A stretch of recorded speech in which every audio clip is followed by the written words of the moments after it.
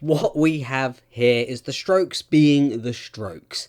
Unfortunately. It's been 6 years since their last album, The New Abnormal, which was released to much praise and a great return from the previous Come Down Machine. As soon as the Strokes release a good album, they think to themselves, how can we make this worse? And then the stroker of life repeats itself.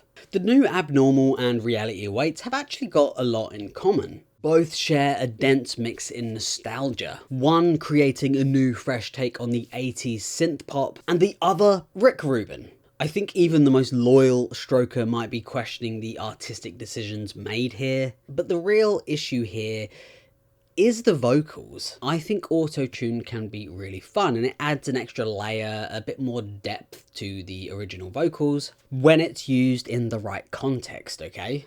I.e. Charlie XCX, the Japanese house. I would say the Voids, but well, you know. Musically, it's nothing crazy, but there's some really nice instrumentals going on here, some nice flow states and atmosphere. Take the opening track Psycho Shit. The slow Western-inspired guitar riff perfectly matches the album cover, one of the most prolific American symbols at this point. The great cowboy looking off into the mountainous distance. But then, the distorted synths come in, and we get the feeling that something's maybe a bit off with this great American ideology. Then Julian's voice comes in, and at first, it's actually okay. The distortion is slightly there, it's not much of a distraction. Then suddenly, it becomes kind of cartoonish. If the music is good, it's drowned out by these fucking annoying, whiny vocals. They're overproduced, badly done, and it just gets worse and worse as the song goes on. At this point, I'm kind of questioning whether to carry on or not, because I just have a feeling that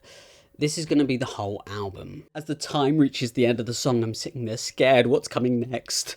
And thankfully, we actually get something that's a lot better. This time, the auto-tune has been used at maybe like a real minimum, and we get to finally enjoy the music along with Julian's natural voice, which aren't like amazing here, but way more listenable than that auto-tune. I really like the tone in parts of the song, for example, around 3 minutes, and we get a little close and personal with his voice here. Instrumentally, it's not bad. Guitars are crisp and grungy when they need to be. Even the use of that like sine wave tone bass is really effective throughout the track. Overall, what we're seeing is that the real issue is the auto-tune. My god, how many times can we bring up the auto-tune? I'm not sure if it was Julian or Rick, but either way, stop it, stop using it. Lonely in the Future had a promising start, again with the sort of almost normal vocals, not over the top, but as the song goes on, it just gets so whiny. Lyrically, it's a bit weird, preemptively defending the choices made maybe in the song, the stance for taking inspiration from a melody or another track, and the Anthony Fantano passage. I mean, imagine having this melon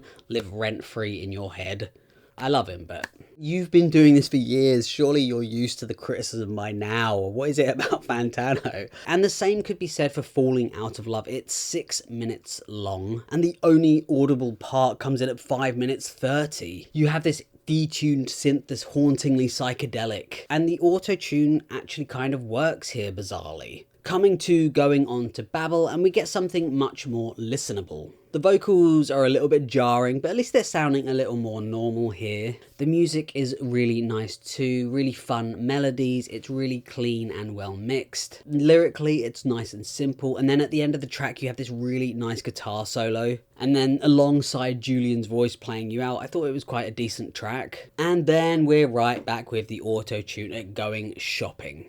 At this point in the album, it's actually kind of annoying, but I'm starting to think maybe that was the point. Lyrically, this song is quite interesting to me. I know it's supposed to be a bit of fun and maybe a bit ironic about how messed up the world is, and actually paired with his voice, you could make some kind of assessment about how synthetic the music industry's become or something, but unfortunately, I don't think that was the intention here. The last portion of the album is hit and miss, with another one of those auto-tune disasters with Liar's Remorse. But then we get something a little more digestible with Fruits of Conquest. It's okay musically, the vocals feel a little off, which I kind of like here. It's used a bit more artistically with that radio static. It's a bit bland, but it is very listenable nonetheless. It isn't really until the last track that I find myself paying attention again, especially in that first 40 seconds anyway. You have this guitar melody with this delay and echo. It's all very slightly detuned, and then you have these drums that slowly come in, making themselves heard, which are quite punchy and dramatic. Unfortunately, that guitar vanishes for something a bit more standard. The trend here for me is like, I like the first or last 30 seconds or so, and then the rest of the song is just not good. And it's the same with this track, like near the end, that like haunting guitar comes back, and then the spoken word from Julian really works against the drama and the atmosphere. I can't help but think this would be a decent album if they went back, got the vocal stems, and removed the auto-tune effect. Behind all the whining and god-awful effects, there's actually a lot of good instrumental here. Even the biggest and longest stroker is going to question this album, I think. Or they're going to defend it till the end. It's crazy to think the same people released the new Abnormal, but hey, either way, there were quite a few moments that I enjoyed on the album. Despite the awful auto-tune, I think there is some good bones here. So yeah, all in all, I would give this album a 4.5 out of 10. Thank you so much for watching. Feel free to watch another video either side of me here. Feel free to leave a like, comment, subscribe. I really appreciate all of you, and hopefully catch you on the next one.